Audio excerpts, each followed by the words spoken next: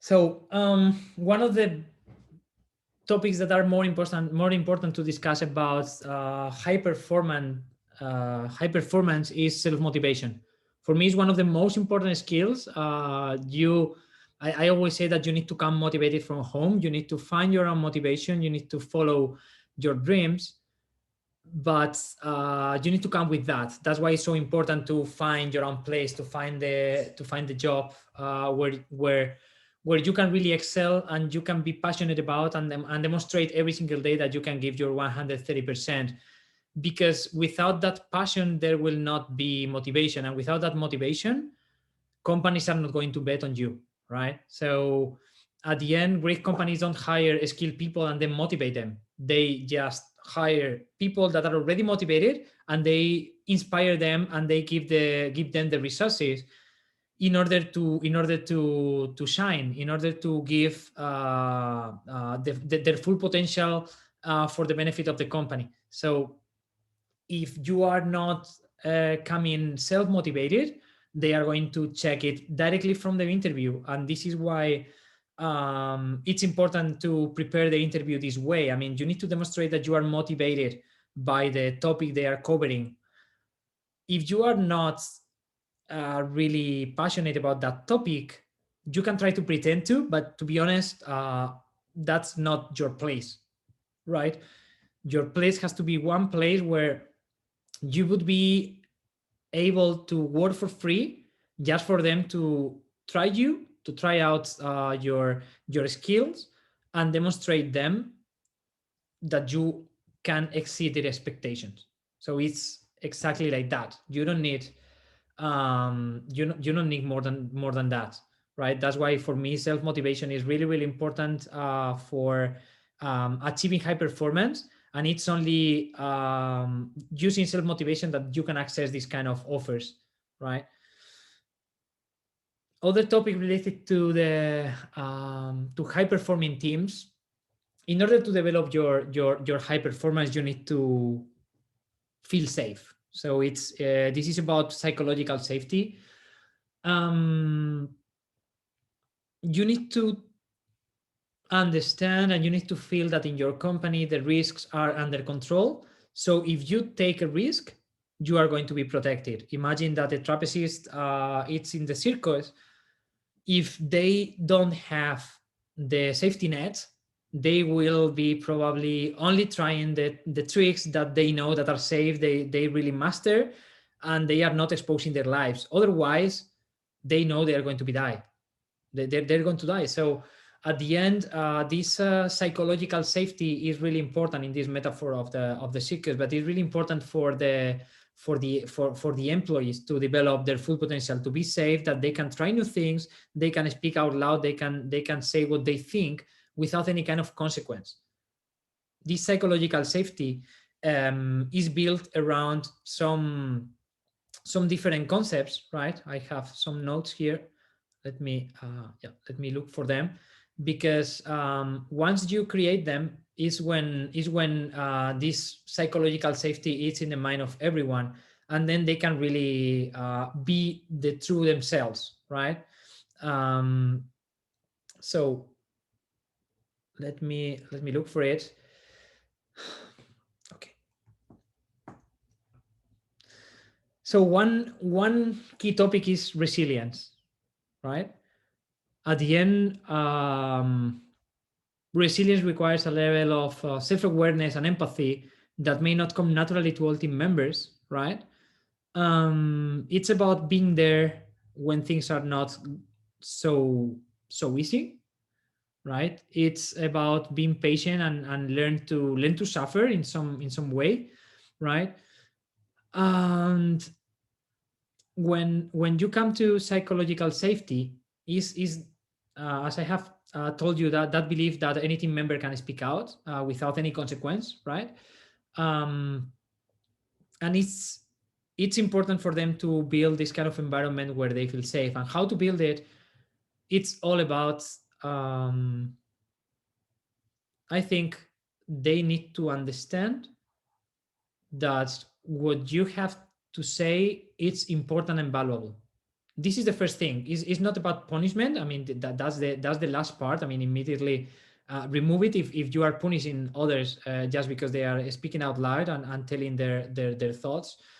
But on another level that is more standard nowadays in the startup scene, it's more about yeah, having that place where they understand that they can speak out loud and there will not be bad consequences, and then they can be also included in the plans and the strategy in the implementation, right? That what you say is important. It's important for your team, it's important for your manager, it's important for the company. So what you say makes sense, because at the end, the collective knowledge of the company is much more valuable than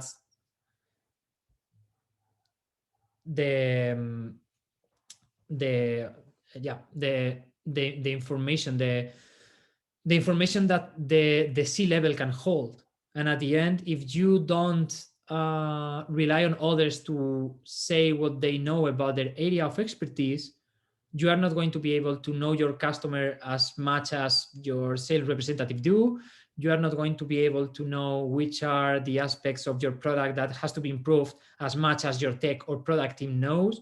So you need to let them speak, right? It's not only following the formal structures, the formal channels, right? So having a one-to-one and then speaking about improvements, and then this content is going to be filtered and is going to travel to the next manager and to the next manager and up to the CTO, CEO, CMO, or whoever, right?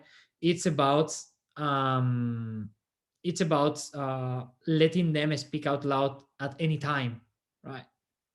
So at the end, when we talk about psychological safety, I have a couple of resources that I can share later from Harvard Business Review, which is explaining why high performing teams need psychological safety, and how to create that, right? So if they can speak out loud is the first step, because it's no risk, it's only speaking. But then what about doing, right? What about doing things that are out of their comfort zone? Are is the environment prepared for them to take action, to take real action, not only speaking but being able to be the guest star, being the ones that are really creating something? So the environment has to allow them for moderate that risk taking, right? So not only speaking their minds, but also using their creativity, proposing new solutions, and specifically trying to deliver something else, or trying to dive into new topics that can be explored because it's going to be a benefit for the company, right? So at the end, if you are not providing this psychological safety, is you as a boss um, are limiting the contribution of others, you are directly attacking to the brain, to the most prehistoric brain. They are going to feel the risk, and they are not going to repeat anymore, right? So instead of blaming on them, just show curiosity when they are proposing you any topic. Just show curiosity. If that's not the format, or that's not the place to do it, you have to educate them how to better use the time in order not to just jump into this proposal into another conversation. Just they need to take the time, they need to take they need to have the space to share that. You can propose a new Slack channel, you can propose a water cooler conversation or creativity conversation every single week. But they will be willing, if they love what they do, if it's all about the passion and the motivation. If they love what they do, they will be willing to contribute much more than just executing, right? So let them explain and show your curiosity, so that you take their opinion into account and you would like to implement something like that, right? um, the other part about empathy, right? You need to show empathy. You need to demonstrate them that you understand their position, you understand what they feel, you understand their problems, and also why they are trying to propose new solutions. For example, you need to understand in terms of psychological safety, you need to express the things that are going on. For example, cutting salaries or layoffs. You need to understand how they can feel in order to communicate effectively, so they don't feel the risk. They are not directly going like this message going directly into the amygdala and then just reacting as fight or flight, right? And in the case of bad news, it's always going to be this kind of reaction, because it's a risk for them. It's a risk for the status quo. It's the risk for their survival at some point. Remember this prehistoric brain. So when you are risking them, you are doing something that can put them at risk. They are going to react, and react is about fight or flight in the most simple way. So they will either hide for the future, or they will just fight, right? So you need to act with empathy. You need to understand how they can feel with your news, and then taking this into account in order to build that safety. For example, the SCARF model, SCARF, works really well, and explains that at the end, you have 5 areas where that risk can attack, right? Like the status quo, or if it's fairness or not. So it's important to take this into account in order to communicate, so you can make them feel safe, right? This is all about psychological safety, and it's very related with trust. If they don't have trust in you, in your company, you are not going to be able to build that safety net for them, and then they are not going to be able to take risk, because they will not feel safe. They will not feel that the company will be there for them. So in order to build trust, I think it's really important to be open, and that's another topic: openness, transparency in many forms. But they need to trust you, and in order to trust you, you need to explain clearly why you are doing that things. You need to lead by example. You need to feel that passion that you want them to transmit. You need them to be self-motivated. So you need to be self-motivated. You need to demonstrate them that you are the one that motivates yourself. You can explain how you do it. You can be open with that. You can train them. You can mentor them. So you can build this trust that you are really taking care of the team. There, the team is first. People first. At the end, we say as part of our manifesto at Leader, it's truly about that. Is that you are going to do whatever it takes in order to fight, in order to defend themselves. You are going to be the protector of the team all the time, no matter what happens, no matter who you need to fight with. But it's important, right? It's oh, hi Mariano. Hello. Hello. Yeah, thank you for coming through Zoom. At the end, we are doing in parallel both in Zoom and Clubhouse. We are just trying out Clubhouse for the first time. It's a pity that is not in Android yet, but we wanted to understand how this medium can work for us as a channel. Understand if our community is here or not, and if they like the format of this kind of live podcasting. So yeah, feel free to just drop me any question. We are also uh, publishing it in Clubhouse and recording the session. So just feel free to propose or participate, because this is meant to be interactive. So talking about high performing, I was talking about the importance of the trust in you, in what you believe. So transmitting clearly the why you are there, why the company is doing what it's doing, why it was created in the first place. So which is the problem that they really want to attack, want to handle, in order to build that trust that what you do is pure, that you are not thinking about yourself, and you are thinking about the benefit of others, that you are pursuing and you are fighting here for something bigger than yourself, right? So this trust for me is totally necessary in order to build the the psychological safety needed to build high performing teams at the end. So that was the more or less the topic until now, as a quick summary. Okay, thank you. Thank you for that, Dave. So we have gone through self-motivation.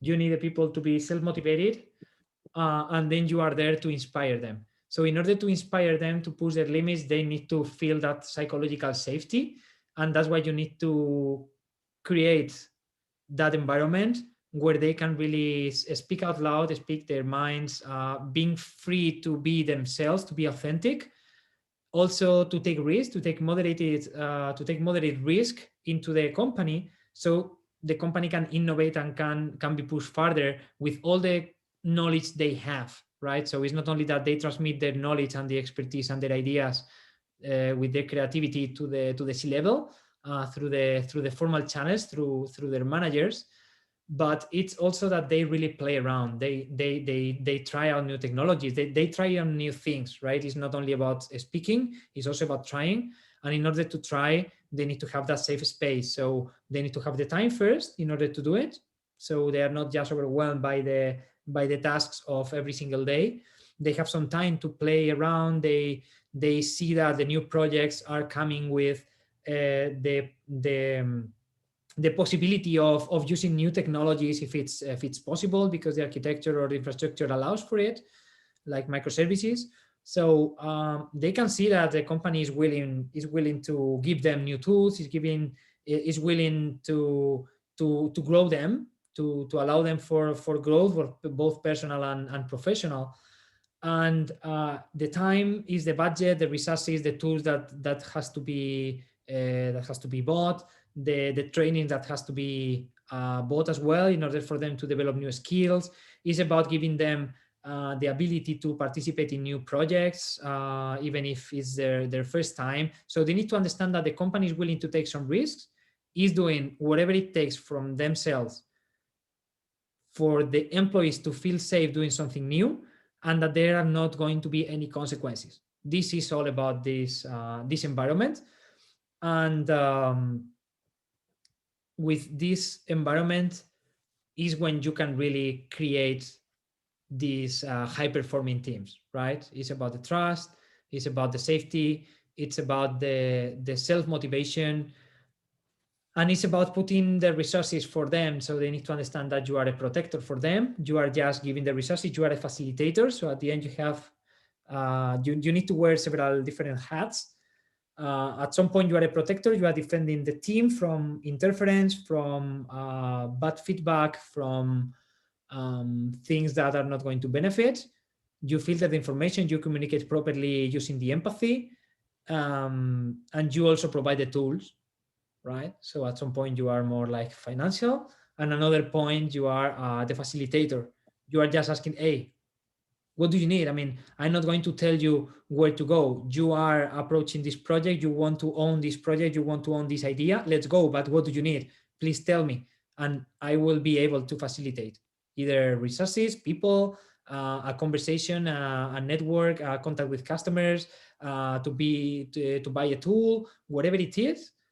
Just acting as a facilitator, so they have and they develop the ownership, which is one of the other key topics that they need to develop in order to be high performant teams, in order to build autonomy, in order to be autonomous. So they perform really well without your supervision, without them to be micromanaged by you and so on.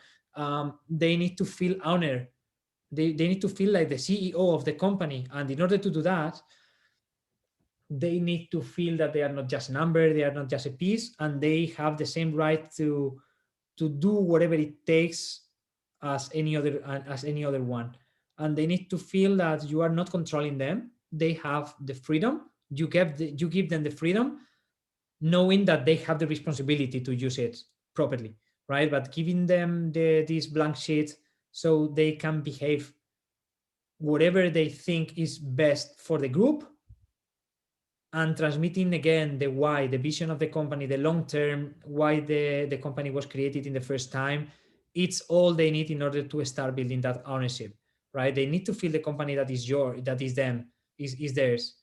Even if they don't have a stake, they don't have stock options or whatever, you can do a lot of things in order to make them feel that the company is theirs. For example, and a quick example you can do, when you are starting, and this happened at Isuna when we were starting in the office, we were just letting them vote for anything related to the new office, from the new office itself, so helping us and encouraging them to find spots available in the area that we defined, but trying to reach other people if they knew that they were moving and the office was cool in order to get it first time.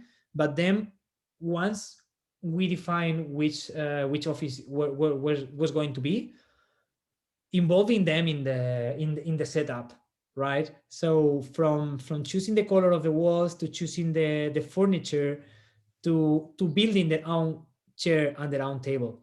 You cannot imagine the power this has. I mean, it's their own creation, and if the table is not stable, or the chair is not shifting well, or some button is not working, they created that, right? So it will not be about a complaint. It's their creation, and they are going to be much more proud about the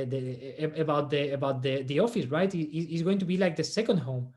They are creating it. So this is just one example, but you can use it to build that ownership. So at the end, you can involve it for them. For example, you can involve them in the hiring processes as well. So they are deciding if someone is going to be his or her teammate or not, right? This is important because the new employee, I mean the recruitee, is going to understand the culture of the company, is going to be interacting with different people. For this, a lunch of some beers after work are really great to understand how the culture is, and if he or she wants to belong to that. But on the other side, the people feel like you take their opinion into account. So again, it's building safety, it's building trust. It's like, hey, I trust your gut. If you like this guy and you would like to work with him or her, and you would like to have extra time and beers with him or her, then it's in. Otherwise, we will reject it. No problem. We will keep looking for it, but we need you to make sure that it's the right person. This is about ownership. All the processes are shared, right? Everyone collaborates that.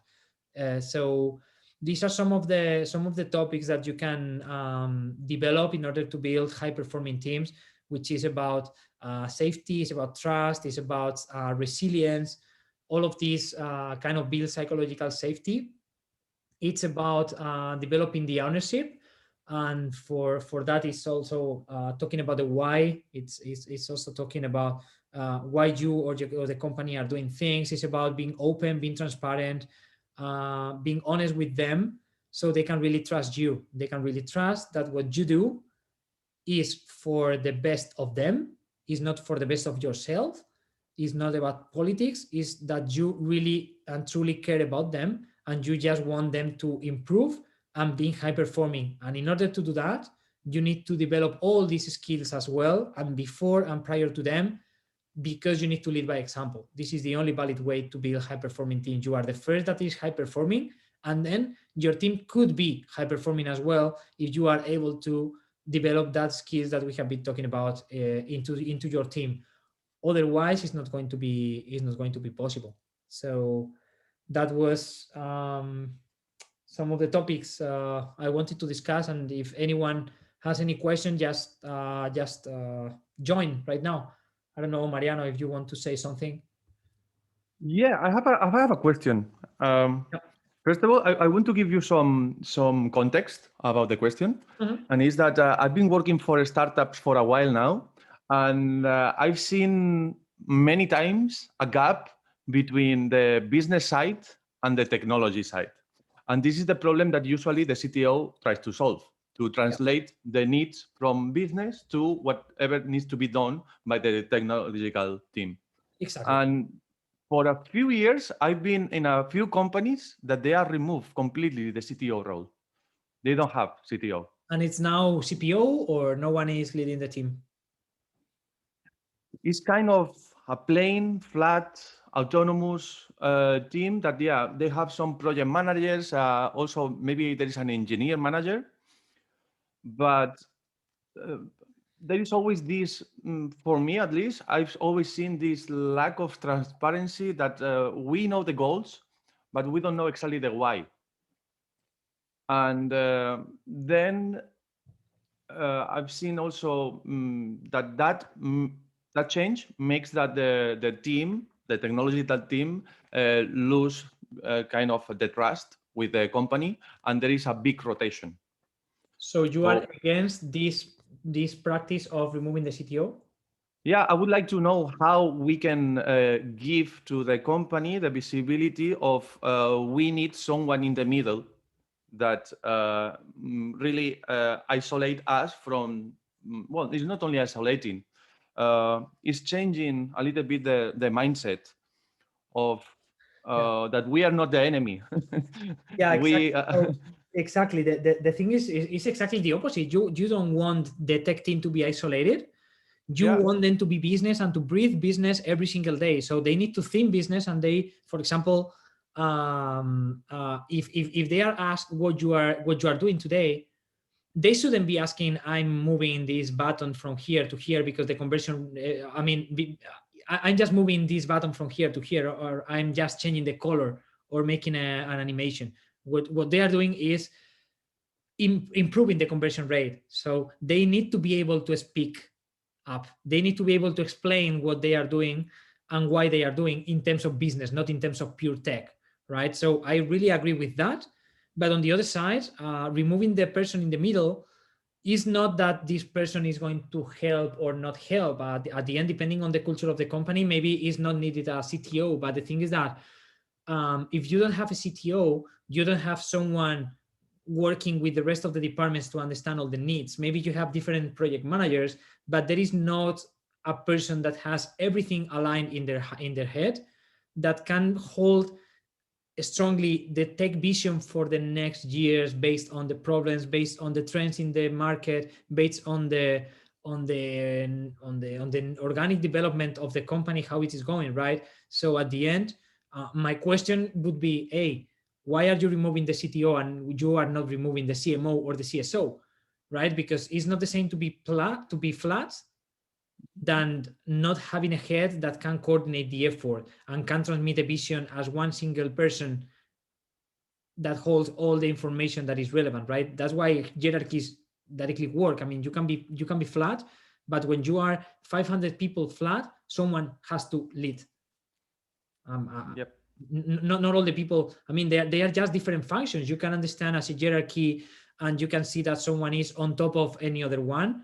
But for me, hierarchy doesn't mean to be on top of anyone. Is that that person has a different function, and why hierarchies matter is because the information is filtered from one place to the other. You just collect the information that is valuable for you and deliver the information that is valuable for the others, depending on the audience, right? So that's why hierarchies work. I cannot understand a team of, I don't know, 50 developers, a tech team with developers, QAs, product managers, DevOps, without a team lead, any team lead, and not a CTO who is managing that crew, who is telling them, you are going to be working on this part, you are going to be working on the other. The company is only going to deliver the OKR, and they are going to be self-managing that part, because a meeting of 50 people is going to be really, really difficult to handle. So at the end, you need that steps in the middle in order to coordinate the efforts, right? So maybe this person is getting the information from business, is mixing it with the tech information, is getting something in the middle, and is delivering to the team to say, hey guys, we have these OKRs from business.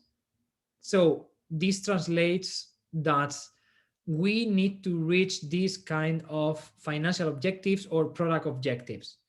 How we are going to do it, and then by teams they can dedicate their expertise to define how they are going to improve their retention, how they are going to improve the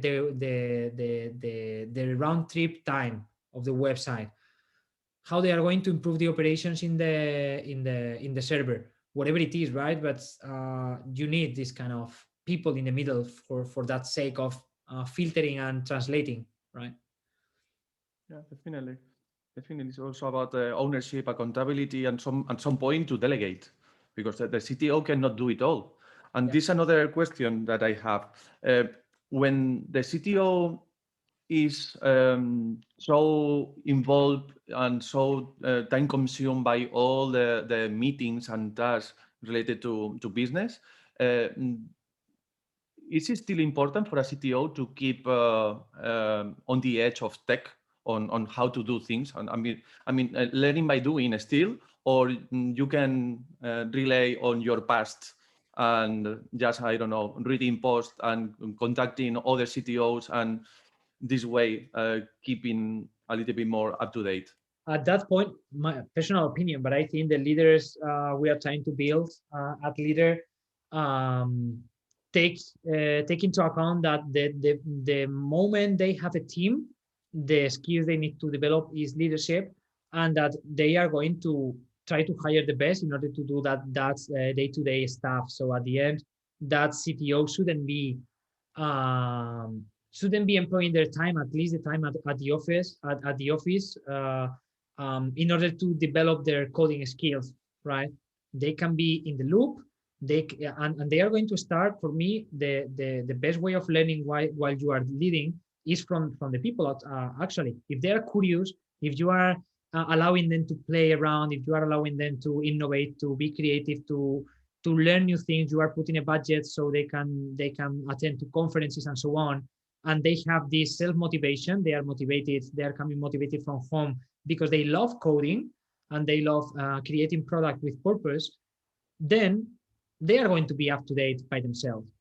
You can learn from them directly. You can learn from their informal conversations. You can learn from the technologies they are providing for the next project they are proposing and so on. And then you can keep on the edge of tech in terms of the trends that are coming, how they are going to affect the market, how they are going to affect the company, the competitors, what others are doing, keeping an eye on the competitors, keeping an eye on other companies from other sectors where you can get something to apply in your own industry. So it's more about high level, right? Mhm. Letting them to dig and discuss what is the best way to start to implement things, right? Having only a high level of design system, for example, it's more than enough. Trends plus design systems, I would say it's enough to be up to date and being able to keep leading the technological part in a wise way. Okay, thank you. So yeah, thank you so much for your question as well, Mariano. I will close the meeting right now. So thank you so much for your time and being here. I hope that this topic is helpful for you in order to build these high performing teams, starting for yourself and leading by example. So let's keep talking about it in the leader community, right? We will be there in Slack. If you like this topic, you can just bring this to the table in the general channel and discuss about this topic or how we can really keep improving our teams. Okay. Okay, okay. Thank you for your time Thank you so also. much, everyone. Bye See bye. ya. Bye.